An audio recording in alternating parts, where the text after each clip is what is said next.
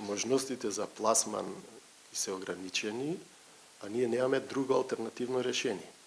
Ние немаме алтернативен пазар. Европа ние 60-70% во сите предпријатија што се во челичниот сектор, 70% од пласманите се во Европа. Значи немаме алтернатива. Америка, бидејќи воведе заштитни царини, таму веќе не можеш ти да влезеш, не можеш да си конкурентен, пошто секој што продава треба да плати 25% царина. Секој што сака да увезе македонски производ треба да плати 25% царина. И овој ти бара, нормално ти бара да ја симнеш цената. Кај можеме ние да одиме со 25% пониска цена? На колку компании закануваат негативни последици од оваа мерка и колкави би биле според вас штетите?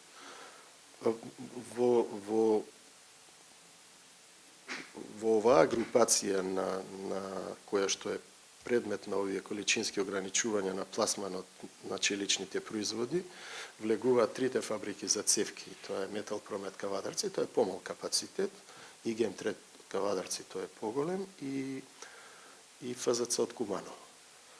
Макстил, производител на топловалани девели лимови, и ArcelorMittal, од скоро веќе со нов собственик, производител на пластифицирани, ладновалани и пластифицирани лимови.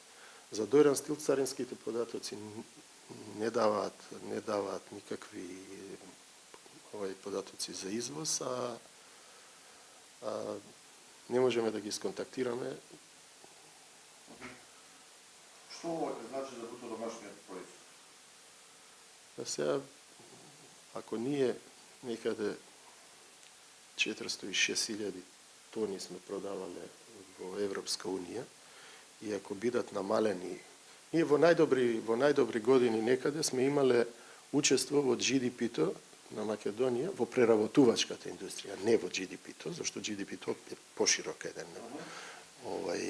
агрегат економски. Во преработувачката индустрија сме биле некаде 5,7%. Што